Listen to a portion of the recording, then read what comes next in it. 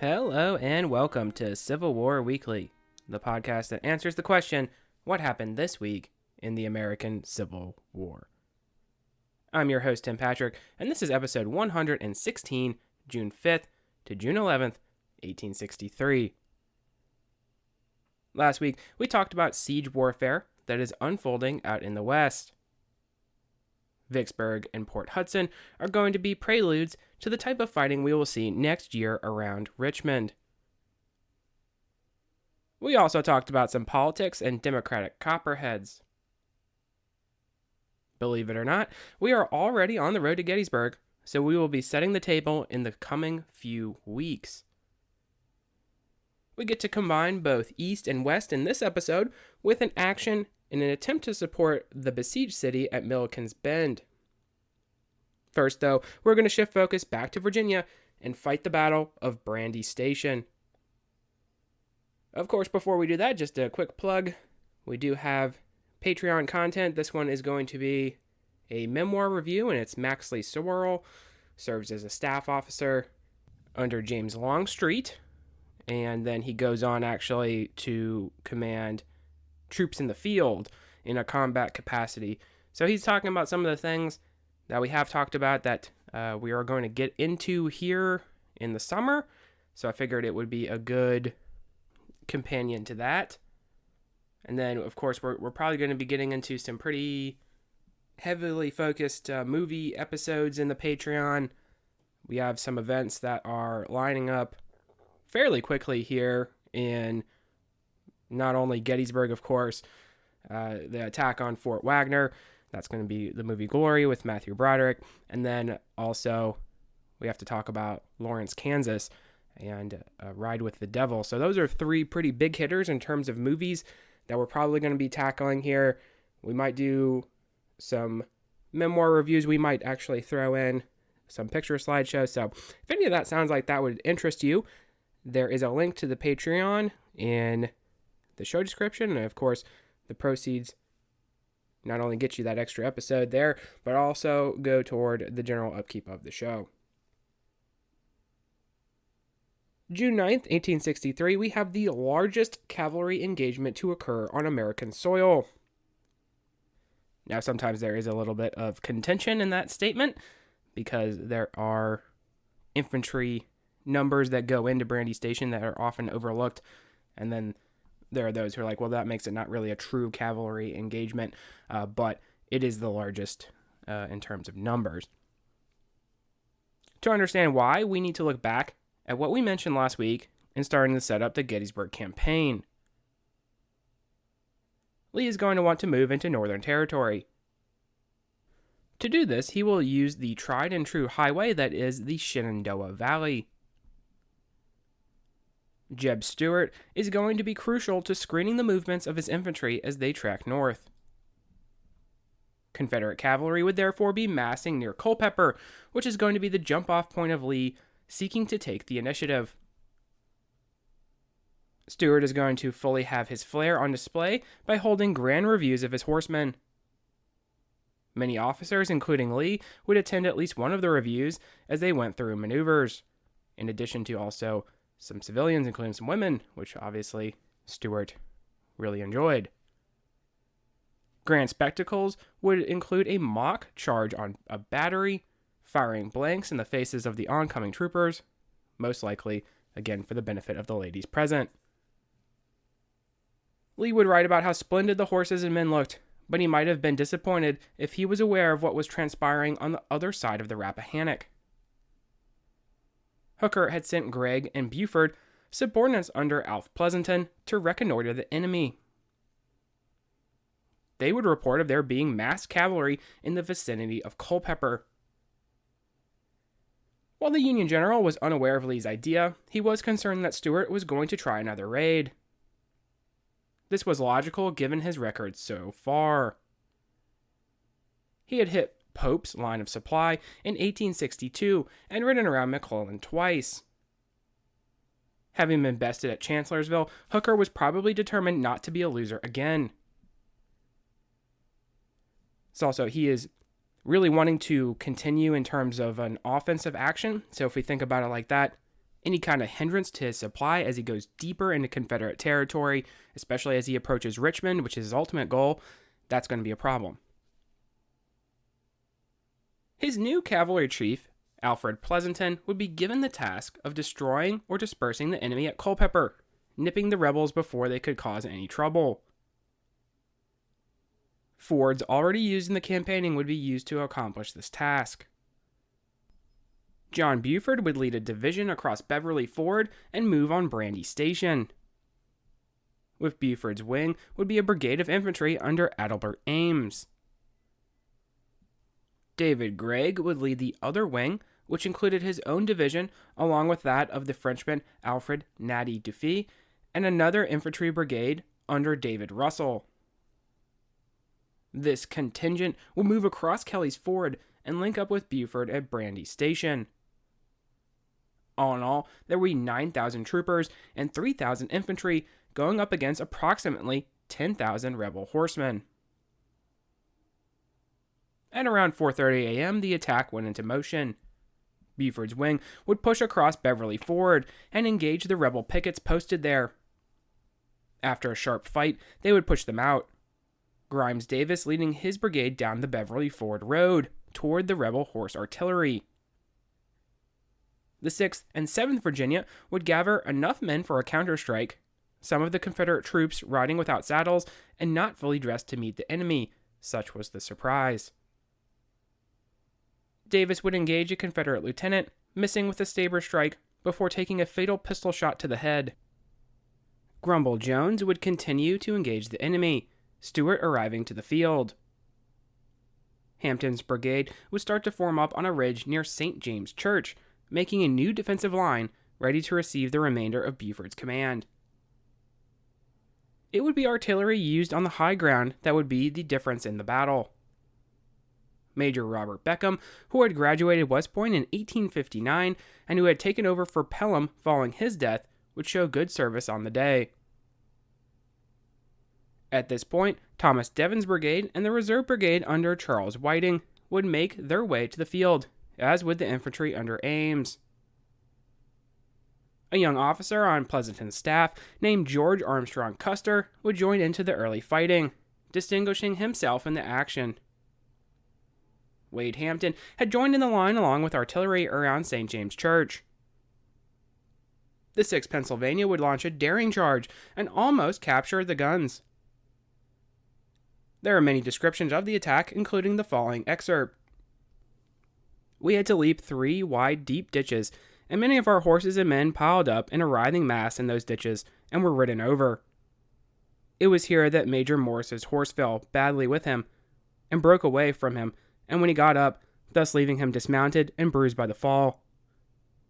I didn't know that Morris was not with us, and we dashed on, driving the rebels into and through the woods, our men fighting with the saber alone, whilst they used principally pistols. Our brave fellows cut them out of the saddle and fought like tigers, until I discovered they were on both flanks, pouring a crossfire of carbines and pistols on us, and then tried to rally my men and make them return the fire with their carbines. This gives you a pretty good idea also, and we've mentioned it actually in some memoir reviews that we've talked about. The Confederates really sort of phase out sabers. Some of them do have sabers. Cavalry on both sides is going to resort more into carbines and rapid fire weapons, and that kind of gives you a pretty good idea of how the Confederates are receiving this particular saber charge. Many of the horses would return riderless at the conclusion. The 6th U.S. Cavalry would attack to relieve the pressure on the battered 6th Pennsylvania, but they were met in a bloody struggle by the 11th, 12th, and 35th Virginia, the 35th Battalion, also known as the Comanches. Rooney Lee deployed his men along Stonewall and struggled for a time with the 5th U.S. Cavalry. This line was actually on the flank of the Union position. Hopefully it would make more sense on a map, which I also hope to post to the website. Buford would then deploy his remaining forces, which included the infantry brigade. Stuart would then order his artillery to concentrate on the infantry after beating back attacks by Devon. The St. James Church part of the fighting would then come to a pause, a stalemate, but the other Yankee wing was going to make things very uncomfortable for Jeb. David Gregg and his wing had not had a good start to the day.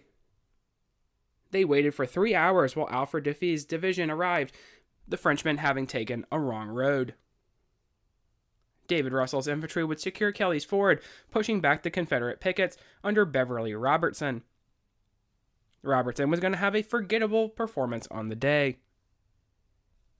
He would inform Stuart of the presence of the enemy, but do very little in blocking them. In fact, his North Carolina troopers would spend their time skirmishing with Russell's infantry, securing the ford for the return journey. They would lose only 4 horses on the day, arriving too late to Fleetwood Hill. This was the destination of the Federal wing, but they would take a longer route despite hearing the sounds of Buford's fight. Duffy would continue on toward Stevensburg, with Gregg actually advancing toward Brandy Station in the rear of Stuart's position. Grumble Jones would inform Stuart that the enemy was now approaching their flank and rear. Stuart responded that Jones should worry about the Yankees to his front and let him worry about the flanks. Famously, Grumble Jones would remark, "So he thinks they ain't coming, does he? Well, let him alone. He'll damn well soon see for himself." With a nickname like Grumble, you certainly can hear him say it. Henry McClellan, a staff officer of Stuart's and actually first cousin of George B., would realize the danger and order a battery to open up on the enemy until help could arrive. It was said that Stuart for a moment did seem rattled. Not normally a sentiment the rebel chief displayed. He would leave Rooney Lee to check Buford and shift Jones and Hampton toward the oncoming threat. The mad struggle for Fleetwood Hill would include many charges and countercharges. Saber, pistol, and carbine were used by both sides in the desperate fight. The 12th and 35th Virginia would collide with the leading elements of Wyndham's brigade in the 1st New Jersey. Wyndham, who you remember was the target of Mosby during the Fairfax courthouse raid, would be wounded in the fighting. Judson Kilpatrick would engage the forces of Wade Hampton, Kilpatrick always being good for a reckless cavalry charge, one in which he was able to engage his West Point rival in hand-to-hand combat. So a pretty good day, probably, for Kill cavalry. At one point, Kilpatrick would bark to the 1st Maine that it was up to them to save the day, before leading them into the melee. Robert E. Lee had arrived with other officers and staff to observe the fighting. At one point, it was questionable as to whether their position was safe, General Ewell's actually suggesting they should barricade the house they watched from and fight it out. But fortunately enough for them, they would not be forced to do so. Now Hampton was upset some of his command had been left to man the St. James Church line, so he was not able to pursue the beaten enemy. The 11th Virginia was able to capture some Union guns, which had been the object for the struggle for most of the fighting. Having successfully reformed, Buford would then turn his attention back toward Lee, who still occupied a position behind a stone wall. He would surmise that he could flank this spot held by the gray-clad troopers, now essentially alone. Infantry would move forward to pour a devastating fire on the wall, pushing their foe back. The 6th Pennsylvania and 6th U.S. Cavalry would attack, meeting men from the 9th Virginia of Lee's line. Facing pressure from the Union forces, Lee would withdraw his men from the stone wall and behind U Ridge. Remarkably, some men of the 6th Pennsylvania had been saved by the oncoming Union troops, lying in a ditch pinned down by enemy fire. The 9th would turn and face their pursuers, the hunted becoming the hunter. It was then that the 2nd U.S. Cavalry, commanded by Wesley Merritt, entered the fighting. Out flew the sabers, Buford would write, and handsomely they were used. Lee would then throw in his other regiments into the fray.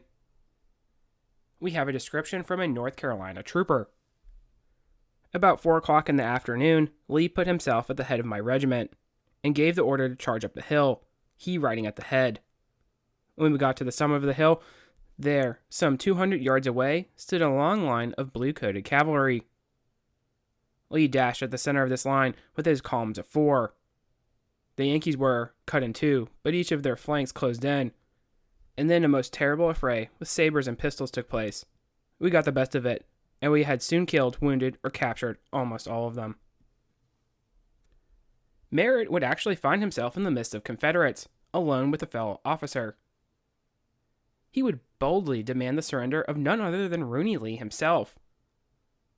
Lee would respond by dueling Merritt with his saber, an action that nicked the federal officer before he was able to escape back to the Union lines. Lee was then wounded before pressing the advantage. Thomas Munford, commanding the brigade for Fitzhugh Lee, who was sick, would arrive in the vicinity of the action, but he would not engage Buford. In a similar action to Robertson, he would have little to do with the fight. Buford, having fought for the majority of the day, would then retire. There would be further action south at Stevensburg. Alfred Dufay and his division arrived under orders to protect the flank of the cavalry by Pleasanton. Facing them was a small force of one of Wade Hampton's regiments, joined by the 4th Virginia, the Black Horse Cavalry. Matthew Butler, a lawyer before the war, who will go on to be a senator and general during the Spanish-American War, would command these small units. Frank Hampton, brother of Wade, would stall the Union advance with only some 200 men. Dufay had grown tired of the action and charged the enemy position, Hampton being mortally wounded as a result. Remarkably, though, Dufay would not throw his entire force in, allowing for a new Confederate line to be made north of the city. It would be this new line where an artillery round would kill valuable scout Will Farley, as well as wound Butler, resulting in the amputation of his leg. Farley had attended the University of Virginia and was known to carry copies of Shakespeare in his saddlebags. We have a description of the wounding here. A 12-pound shell from the enemy's gun on the hill, we had evidently been located by a field glass, struck the ground around 30 steps from our position in an open field, ricocheted, and passed through my right leg above the ankle, through Farley's horse, and took off his right leg at the knee. My horse bounded in the air, threw me, saddle and all, flat on my back in the road, when the poor fellow moved off with his entrails hanging out toward the clover field where he had been gazing in the early morning, and died there, as I was afterwards informed. Oftentimes, I think we talk about the Civil War and we mention artillery in particular, how there is probably more of an emphasis on shells and exploding ordnance. And you would think in a modern lens, you probably want more of that. That's probably a better tool to use in combat.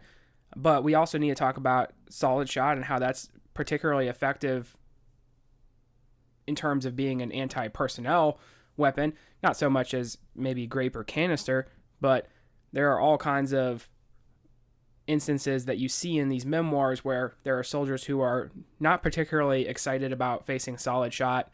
And while maybe it is a little bit easier to pick up than your shells, it is also fairly deadly, and it can be, if in an instance like this, it kind of bounces and ricochets. Also, you see accounts of newer troops who see rolling ordnance of solid shot and they try to stop it with hands or feet, and that does not end particularly well for them. So it is interesting to see in this first-hand account the actual effect. The French-born Union general would receive orders to disengage despite his success and the fact that the new rebel line was no stronger than their first. He would arrive in time to cover Gregg's retreat. Union troopers would write that they were confused at the orders to give up the field. Pleasanton, though, was satisfied with the day. The Battle of Brandy Station was over. But what exactly do we make of Brandy Station? Losses seemed lopsided, so Pleasanton did not in fact deal a blow to Stuart's cavalry, as was his supposed intent. Overall, there were 866 casualties on the Union side, compared to 433 on the Confederate side. The field was left in possession of the enemy, Stuart reestablishing his headquarters on Fleetwood Hill in defiance.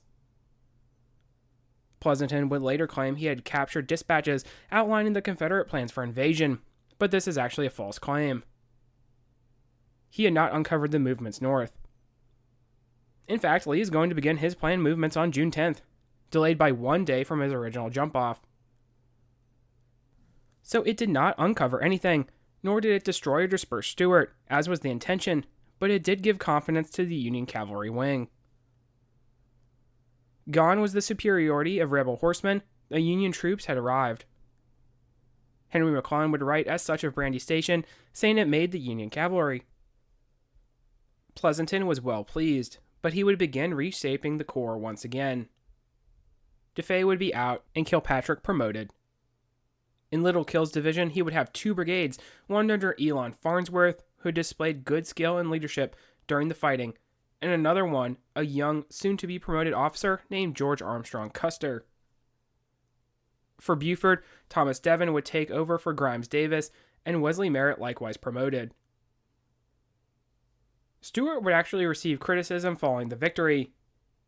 Despite winning, he was surprised, and if Pleasanton had combined his 2 wings, it might have proven disastrous for the rebels.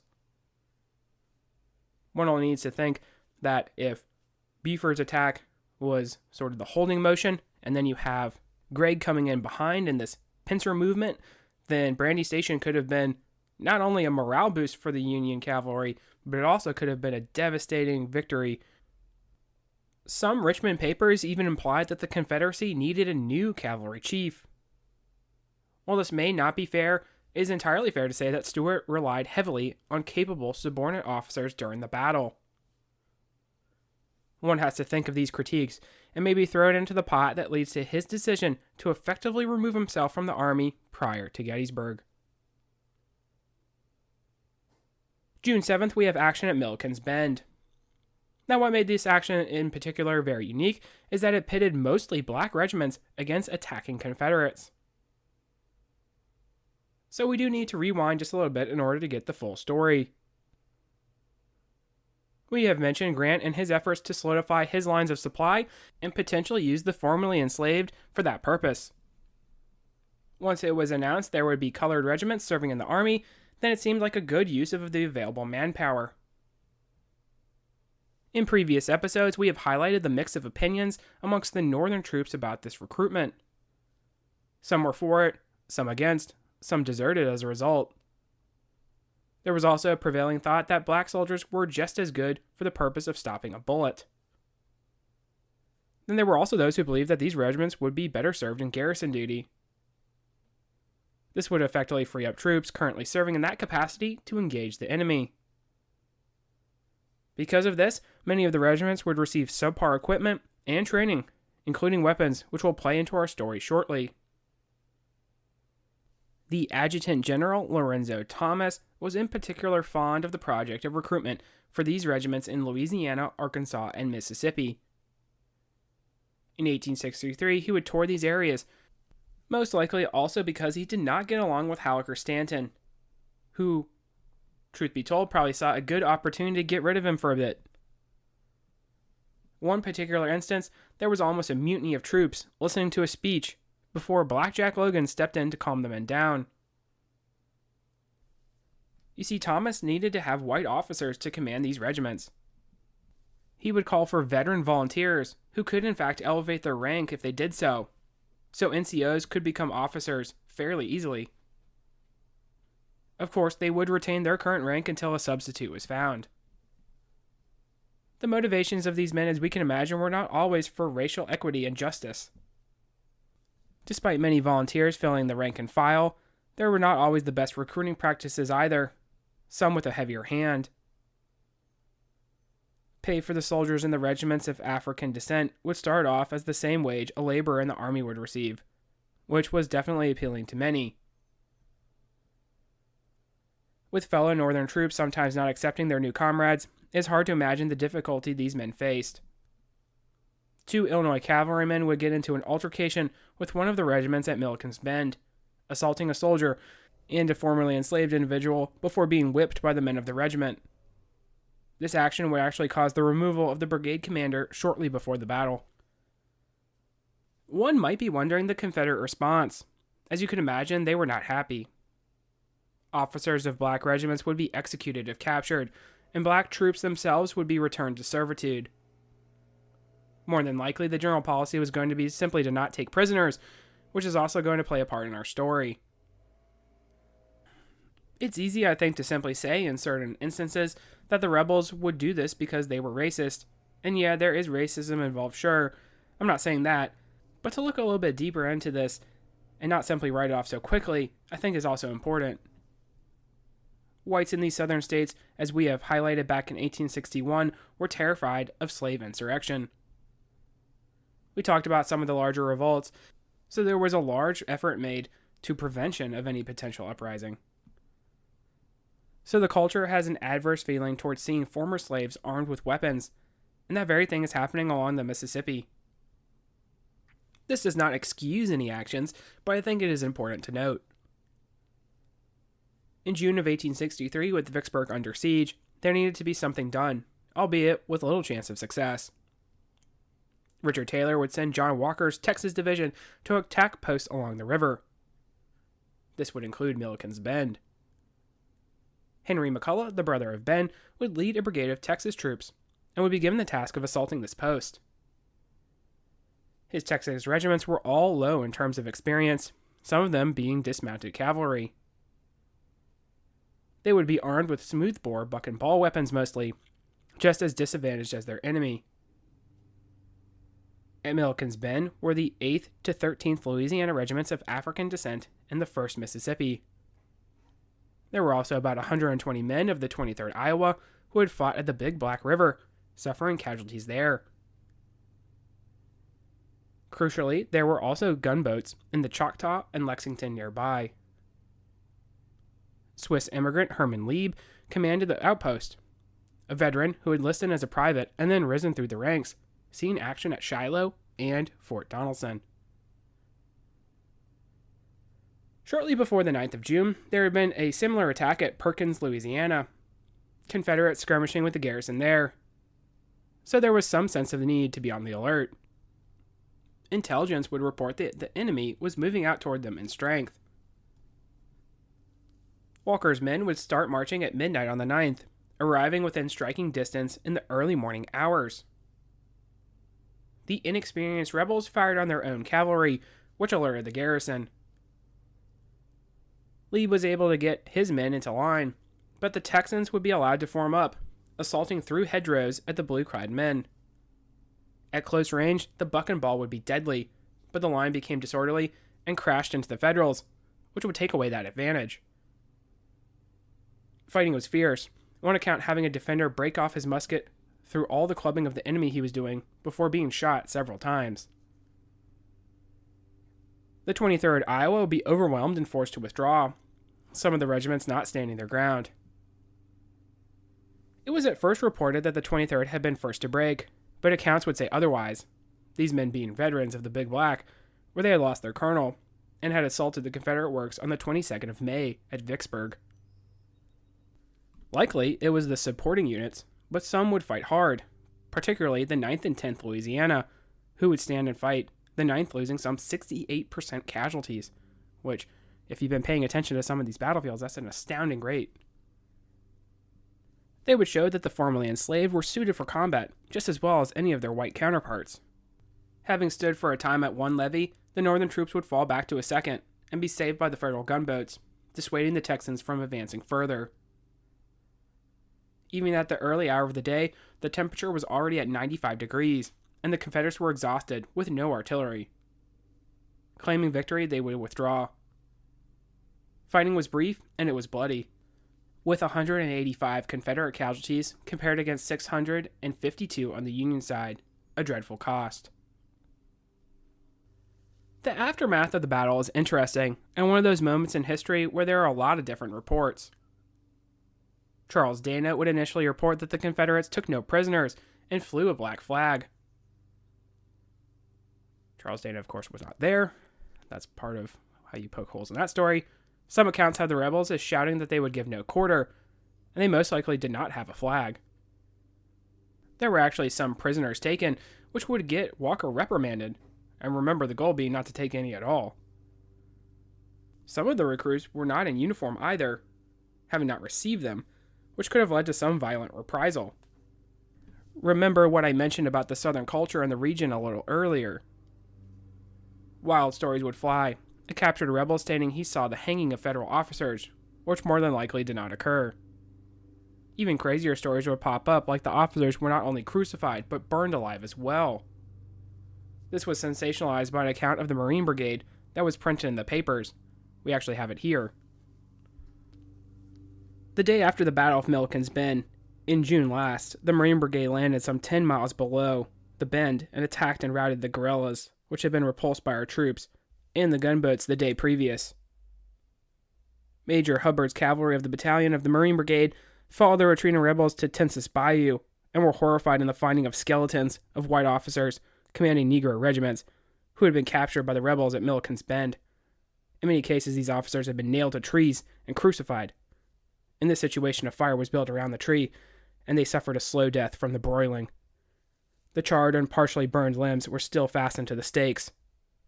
Other instances were noticed of charred skeletons of officers, which had been nailed to slabs, and the slabs placed against a house, which was set on fire, the inhuman demons, the poor sufferers having been roasted alive, until nothing was left but charred bones.